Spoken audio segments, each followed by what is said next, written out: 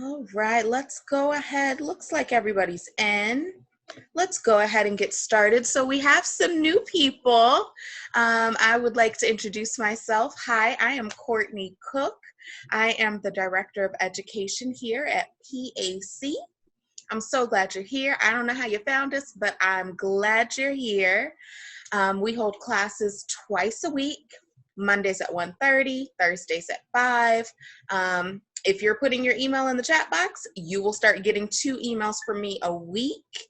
Um, Basically reminding you about class, giving you any updates and or announcements. So I think that's it for announcements. I'm trying to recall if there's anything else I need to share. No, I think that's it. We got classes twice a week.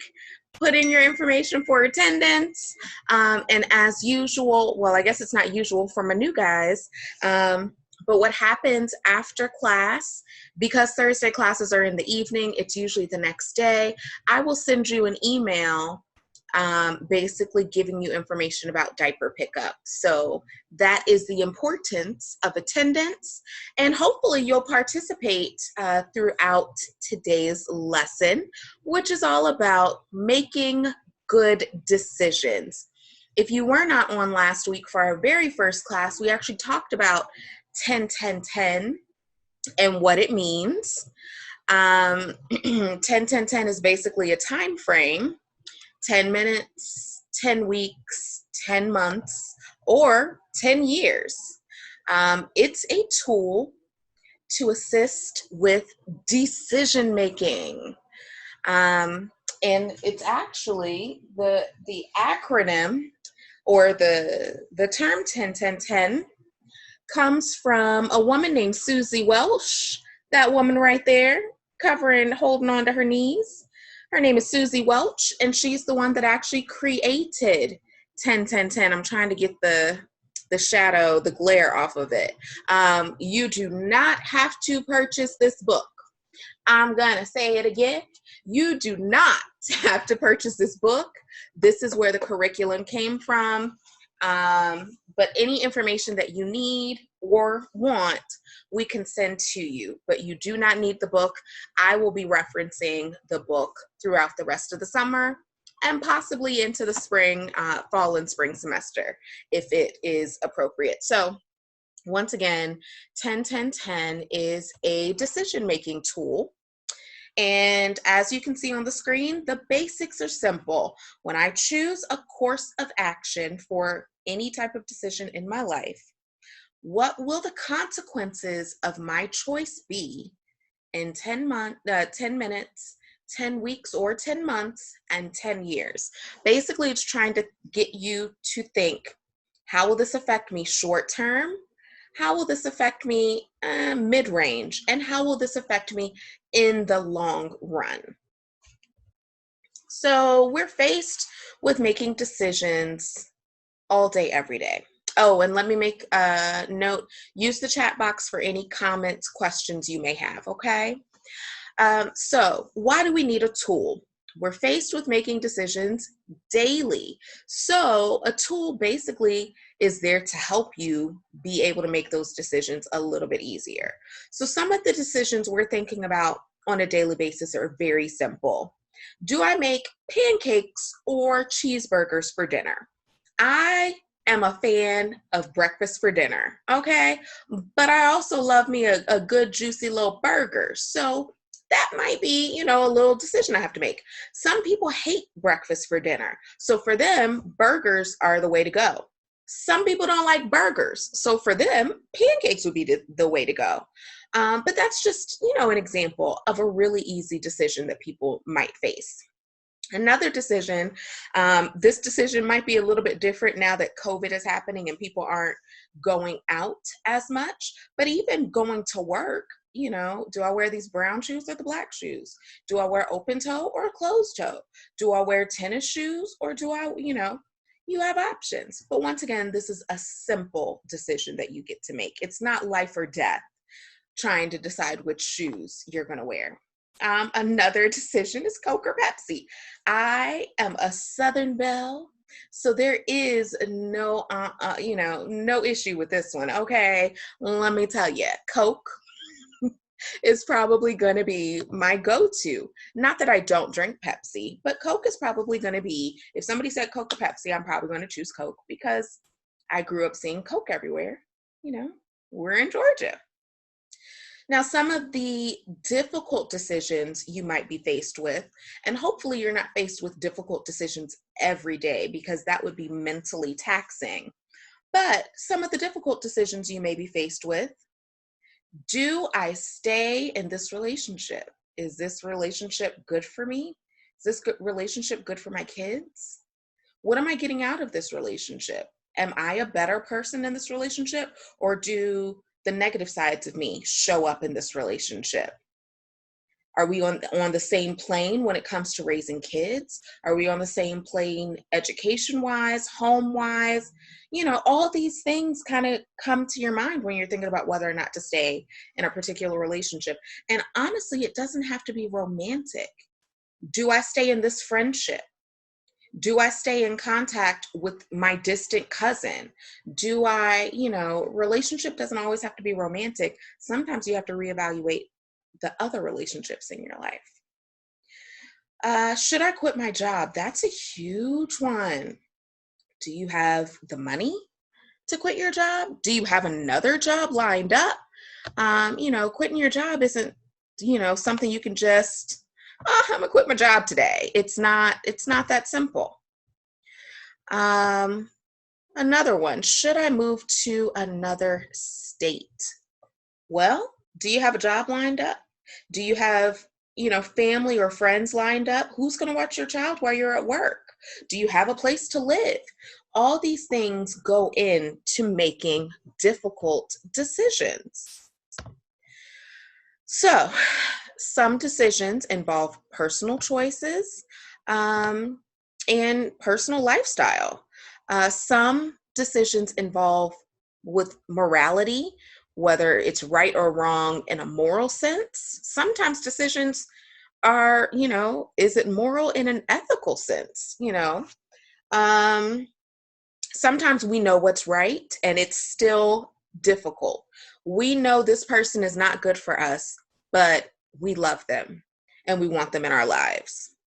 Or, I really shouldn't be in this job. It's bad for my mental health, it's bad for my physical health, but it's the only income I have right now, so I've got to stay. So sometimes, even if you know what's right for you and your family, that doesn't make the decision any easier, And then every once in a while, you have decisions and you have no idea what's right. And that's when you go to your higher power, you go to your family, your friends, you go to your therapist or your counselor or your life coach to talk it out, to kind of determine what is right for you in this situation. There's a quote on here: don't make a permanent decision for your temporary emotion. Some of you all may have heard this quote a little bit differently. And the quote is, don't make a permanent decision with a temporary person, meaning this person isn't going to be in your life for a long time to come. So don't make a permanent decision. Don't get a tattoo of somebody's name on your body if in 6 months y'all aren't even friends or in a relationship anymore. Don't buy a house with somebody, and a year later, y'all aren't talking to each other anymore because y'all didn't have a solid foundation. And once again, it's not just romantic. It can be friendships as well. So you want to just be mindful and allow yourself some distance before making a decision. The PowerPoint reads, moments when we are overwhelmed, stressed, or upset are not a good time to make a permanent decision. If possible, try waiting until you're calmer, whether it's a few hours or a few days. Now, mind you, it says, if possible. If there's a life or death decision in your face, then you got to make a decision right then. We are talking about using 10-10-10 when you have the time to think it through, not if, Oh man, somebody's choking. Do I save them? How will this affect me? And like, no, that's not possible. If somebody's choking, you have to jump into action right then. So we're not talking about situations where it's life or death or you have to make a decision.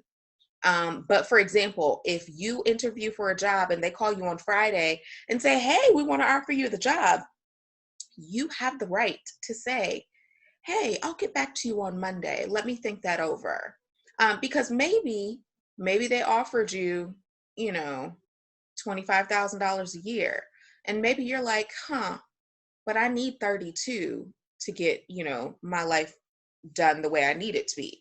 So maybe you say, hey, I need the weekend to make my decision. But if you bring it up to 32, then we can go ahead and seal the deal. So if you have the ability to wait and take time to make your decision, then do so. All right. So question on the left side says, what do we do? Basically, we're going to talk about how to do 10, 10, 10. You will need pen and paper. So if you don't have one, go ahead and go find you one. I have actually, what I find works best is just to have a notebook. And then that way you can have it for the entire semester. This is just one of those little spiral bound notebooks. They probably cost like, I was about to say 60 cents, but they're probably like $1 now because of inflation. But if you have one of these, this is perfect. If you don't, and you just have some loose leaf paper, that's fine too. If you don't have that and you have some junk mail and the back of the paper is blank, then you can use that. There's nothing that you're going to have to show me to prove that you did homework or anything. So this is for you. If you feel like this is going to be helpful for your life, then maybe you want to put it into a notebook that you'll keep. If you think, I'm just here to get diapers, well, then you can put it on the junk mail and throw it away when you're ready. Fair enough? All right. So it helps to stop and think things through, even if we need to decide right away. A woman named Susie Welch, we talked about that earlier, created 10, 10, 10. So let's learn a little more. All right, so we start by asking ourselves a question about the decision we are trying to make. The question should determine exactly what the issue is that we are trying to solve. So once again, some of the same questions. Should I quit my job? Should I stay in the relationship or end it?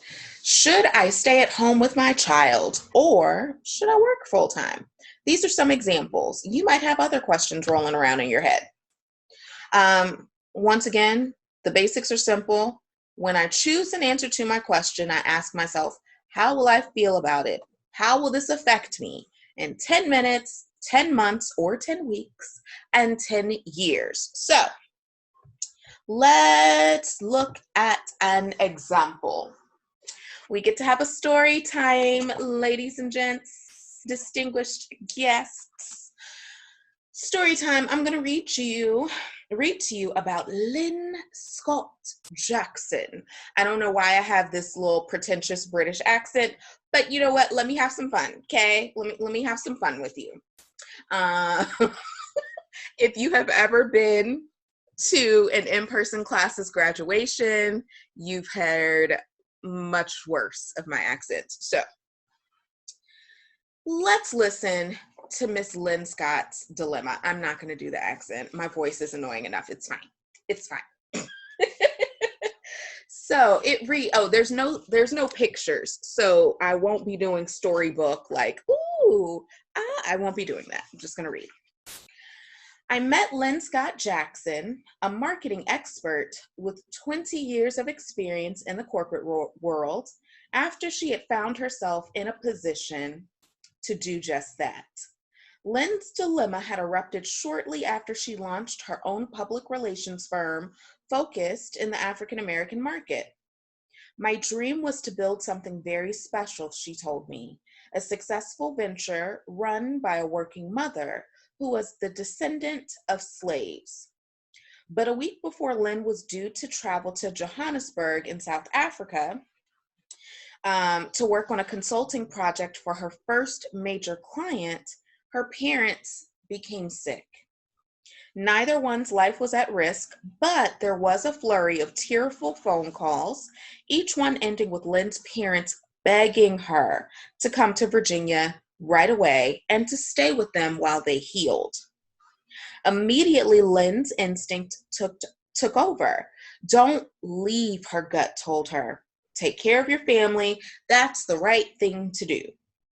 As an avid 10-10-10 practitioner already, Lynn used the process to push back. In 10 minutes, she knew one thing for sure. Canceling her trip would quiet her guilt. On the other hand, Lynn anticipated that canceling the trip would also let loose deeper feelings of panic and dread. Would her new client allow her to postpone everything? She doubted it, and even if she did, she feared making a bad first impression. Lynn then moved on to an assessment of her life situation in 10 months. Her parents would likely be settled back into their routine, but if she did not go to South Africa, her company would probably be struggling. It had taken her nearly a year to even get the account in the first place, and it could take months to find another. 10 years out, however, the lay of the land shifted. Sadly, Lynn acknowledged her father might be gone. Her mother, who was younger and in better health than her father, would probably still be alive. Health problems were sure to crop up now and again, and with increasing seriousness.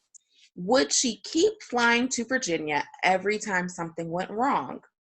Even if such a step assuaged her guilt in the present, Lynn reasoned it would undoubtedly deny her the opportunity to ever establish a successful enterprise. And what of the 10-year scenario if she didn't cancel the trip?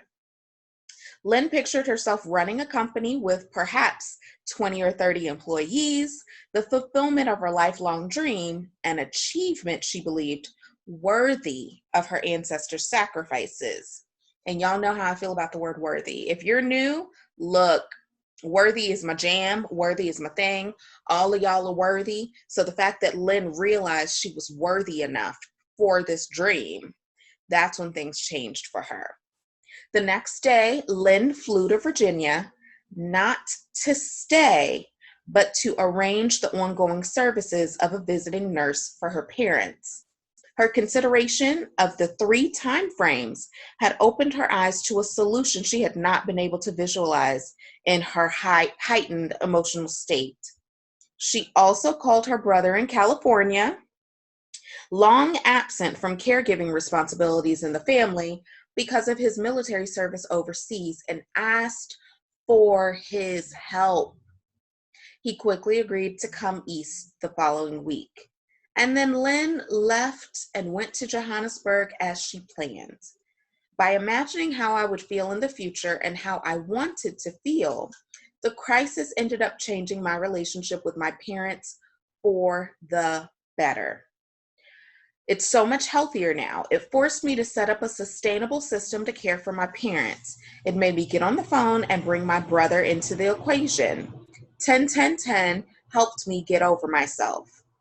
Lynn's business continues to grow today and has led to a secondary career as a professor of communications at a college in New York City. Without using 10-10-10 to tackle my dilemma, I might even be living in Virginia today on call with a life that I did not want. Instead, Lynn is leading a life of her own making. So, long story short, Lynn did 10-10-10, trying to decide between, do I go and work on my career or do I go take care of my parents? And 10-10-10 basically helped her to realize, my brother exists, why can't he help? And Lynn also realized that she had the resources to be able to get nursing care. Everybody may not have this option. Some people may not have a sibling. Some people may not have money to bring in medical services. But that's the great thing about 10-10-10. It is based off of your situation and what works for you. So you doing 10, 10, 10 might work out differently than Lynn's situation. All right. And don't forget, you're welcome to put comments, questions in the chat box. All right, so your turn. Don't mind me and my silliness, y'all. Don't mind me. So this is why you needed pen and paper. You're going to be doing this a lot over the next few weeks where you're going to be practicing yourself. So here are the steps. Go ahead and ask yourself a question. It can be simple. It can be, not so simple. But go ahead and write down a question about a decision that you're trying to make in your life right now. I'm going to just verbally go over mine as you write yours. So a decision. Do I start a business? Do I start my own LLC or S Corp or whatever? That's going to be mine. Do I start a business? So that is my question. Now, the next part, you're going to look at both sides of the question. You're going to look at yes, and you're going to look at no. So let's start with yes. Courtney, do you start a business? Mind you, you guys are supposed to be doing yours as well. Jotting down notes. And if you don't want to do it completely now and you just want to kind of jot down notes and do it later, that's perfectly fine. Once again, I won't be looking over your shoulder for homework. Okay? So, Courtney, do you start a business? Let's start with the yes side. Yes, Courtney, you start a business. What happens in 10 minutes? In 10 minutes, it doesn't really affect my life very much. One, because I'm going to be on here with you guys for more than 10 minutes, but nonetheless, let's say the rest of the day. Maybe I start looking into what kind of business. Maybe I start looking into websites and website domain names and business names. So that's my short term, is researching. So yes, Courtney, you should start a business. What happens in 10 weeks or 10 months? So let's say I'm starting to get my business off the ground. In 10 weeks or 10 months, I am working to get it established, trying to find ways to make income. I don't even know. I have to find out during the research phase, am I selling something? Am I offering a product? Am I offering a service? So at this point, 10 weeks, 10 months, I'm starting to offer whatever it is my business offers, and I'm starting to get clients and customers and get the word out. Okay? Do I start a business? Yes. In 10 years, what happens? What if my business is successful? In 10 years, maybe my business is my full-time job. Maybe I don't have to work for the man anymore. Maybe I don't have to work for somebody else for a paycheck and I'm working on my own. And maybe I work virtually. And so I get to travel and sit at the beach while I work. Maybe. Let's look on the flip side. Courtney, do you start a business? No. What happens in 10 minutes? Or what happens for the rest of the day? Nothing happens because I'm not starting a business. So there's nothing to research. What happens in 10 months if I do not start my business? Maybe I'm trying to figure out what to do with the next part of my life. Since I turned down the business side, do I go back to school? Do I move? I'm still trying to figure things out. In 10 years, no, I don't start a business. What happens? Maybe I'm still in the maybes. In 10 years, I didn't start a business that could be flourishing at this point. But in 10 years, I chose no. So maybe I'm still working for the man, working for somebody else. Maybe I ended up starting a business years later and I'm trying to get it off the ground. So in this situation, and I kind of went ahead. I'm so sorry. So we did step 2. Step 3, we did that with the writing down the answers. And then step 4, you are analyzing. So now I start analyzing the yeses and the nos. Like maybe I'm tired today. Maybe, not doing any research for the rest of the day behooves me because I'm tired and I don't want to do any research. Okay, so that's 10 minutes. So on the yes no side right now, 10 minutes wins for the no because I'm tired and I just want to eat and go to bed. 10 weeks to 10 months, now I'm like, oh, I could either be on the yes side, establishing my business, or on the no side, still floundering because I don't really know what to do. So right now we got one for yes and one for no. 10 years from now, let's say I said yes and my business is flourishing. I'm not working for anybody else. I'm sitting on the beach or in the mountains or wherever I want to be because I'm working for myself. And then on the other hand, the no is maybe I just started a business, or maybe I'm still floundering, trying to figure out what to do with my life. So in the 10-year scenario, the yes wins again. So that's 2 yeses and 1 no. So in this situation, guess what wins? For my life, for the life that I want to create for myself, I should probably start a business. Do you see how that kind of worked? And once again, your decisions might be different, might be more difficult, might be more simple, but that's kind of how the process works. I've been doing 10, 10, 10. Let's see, I've been at PAC for 2.5 years. So I no longer need to use pieces of paper to write it down. But because you're new to this, and you don't really know how it works, you're going to be using paper for a while. Eventually, you'll get to the point where you do it all in your head and you can have your decision in less than 5 minutes. I see a little comment that says, this really influenced my thinking. I love it. High five. That makes me happy. That's why we're here, to introduce new ways of thinking. So once again, this information all comes from here. You do not need to buy it, but if you just happen to want to go on Amazon or something and get a used book, that is your choice. You can also check the library. Did y'all know, side note, did y'all know that you can check out books virtually from your library? Get a library card, guys. It's lots of fun, I promise. All right, so let's go to the next slide. So we're going to do something called a values excavation. Excavation. Y'all, I sing all day in my head. In my world, the world is a musical. Don't mind me. It's fine. Oh, okay, look, we got somebody saying they're going to get a library card. Good. Contact your local library and grab a library card.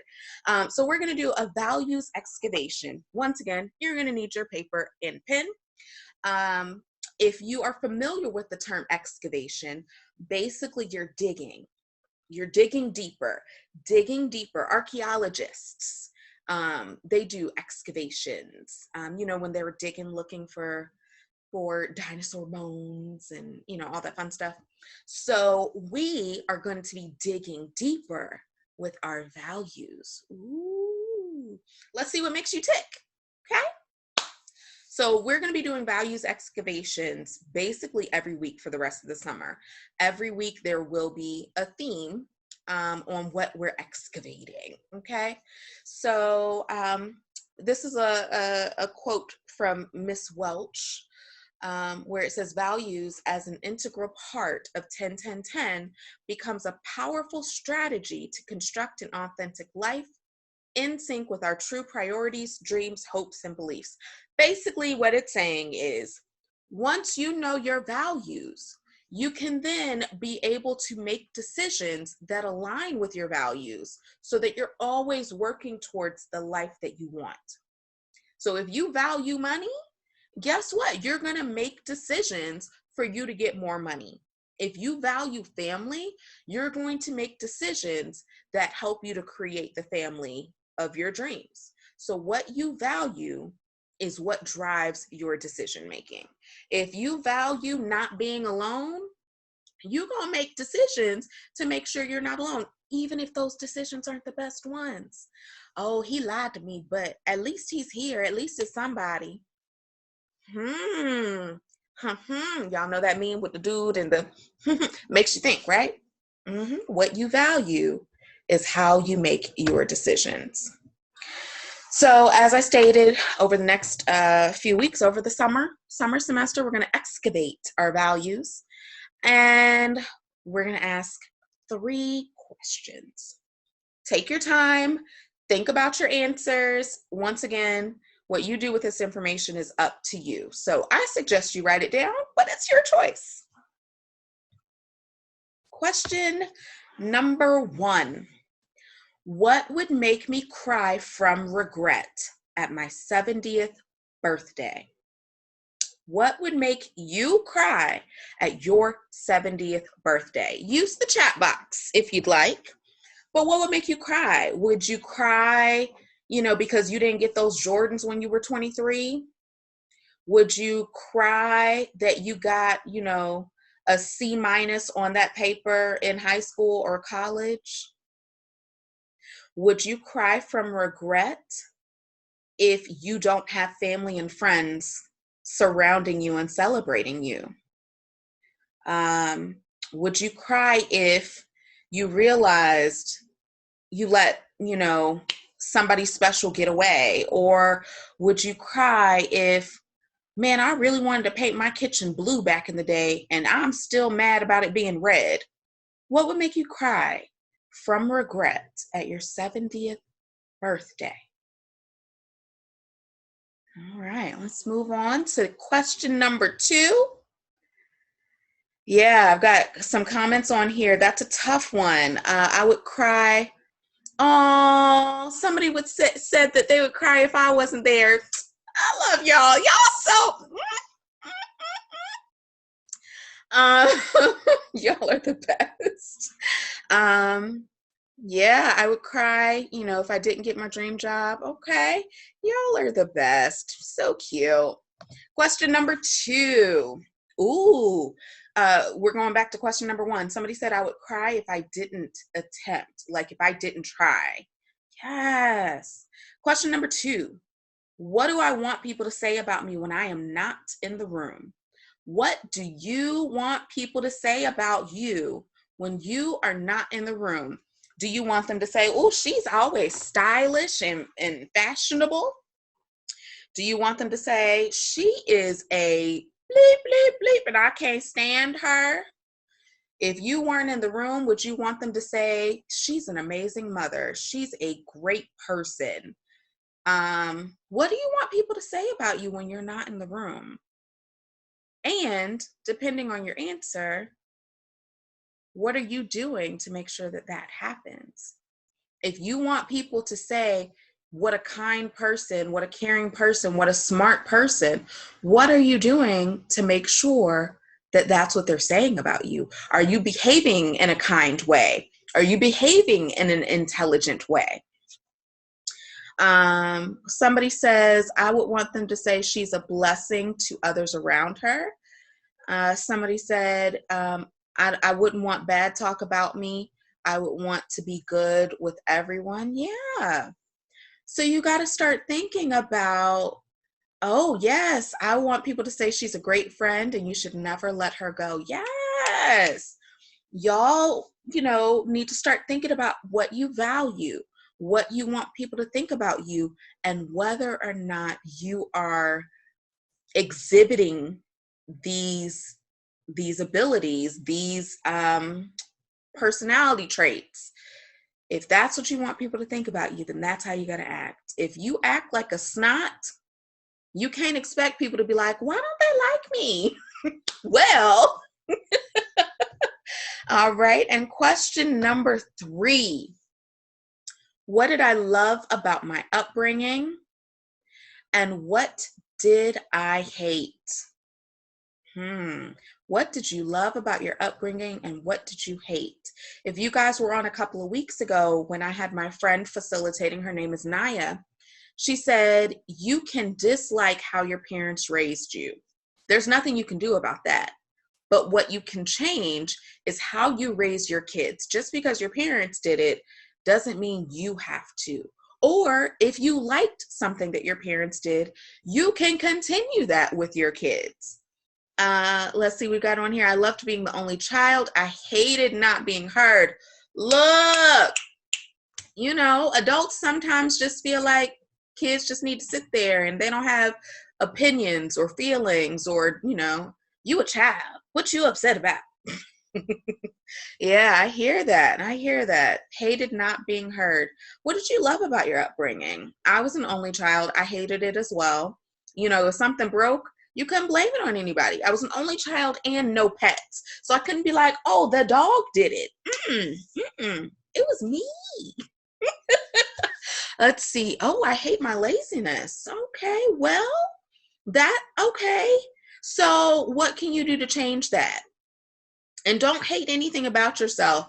Just, work on being better, but don't hate anything about yourself. That's you. Love you. But you can change things to make it a little bit better. Oh, somebody had a cat. Well, see, you could have blamed him. The cat broke the vase. The cat did it. But yeah, these are things you need to start thinking about, especially being a parent. You get to choose your household rules. Just because your parents, grew up saying, this is my house, you don't get to do nothing but, go to sleep and do chores. If you didn't like that, then you don't have to do the same thing that your parents did to you. I remember my mom used to say, I am not your friend. I am your parent. Yes, that's true. But still, could you play with me? I don't have nobody else to play with. So whatever you didn't like as a child, you can change with your kids. And what you did like, you can continue. It's your rules. All right. So I hope that learning a little bit about 10, 10, 10, seeing how it's actually worked out, and learning a little bit about yourself and your values, I hope that was helpful and gets you thinking. I hope that this class kind of sticks with you, and you're thinking about it tomorrow or this weekend, or, I want you to think about these things and start realizing, what I value in life shows in the way that I behave. And either I like what I value and I like, how I'm exhibiting my values, or, maybe I need to tweak some things. Maybe I need to work on some things. And honestly, as a human being, you should always be striving to be better, be a better you. So hopefully, these 3 questions: what would I regret at my 70th birthday? What do I want people to say about me when I'm not in the room? And what did I love about my upbringing? What did I dislike? Hopefully these things will just kind of stick with you and get you thinking. So I know there's a few people that joined after we made announcements. So hi to all the new people. I'm glad you're here. Classes are Monday at 1:30, Thursdays at 5. I will send an email tomorrow. If you haven't already, you have a few more minutes of me talking. Put your first name, last name, and email address in the chat box. That's how we take attendance.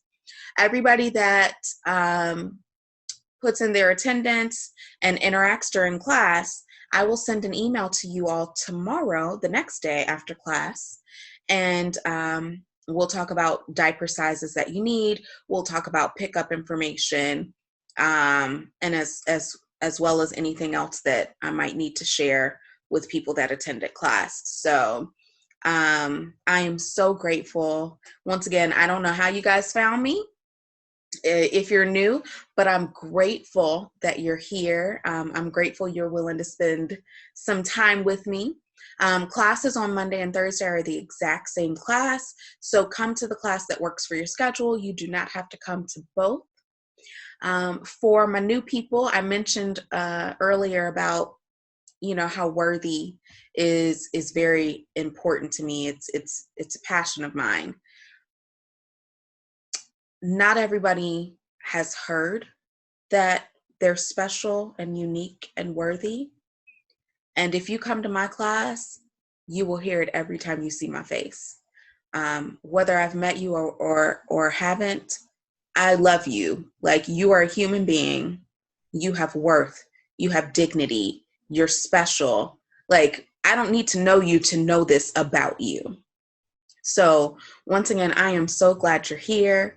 Feel free to email me if you need anything, even if it's just to vent, or if you need access to resources, I'll do my best to assist you. Have an amazing rest of your Thursday. Have a great weekend. And I love you, and you're worthy. And I'll see you next week. Bye. Thanks for coming.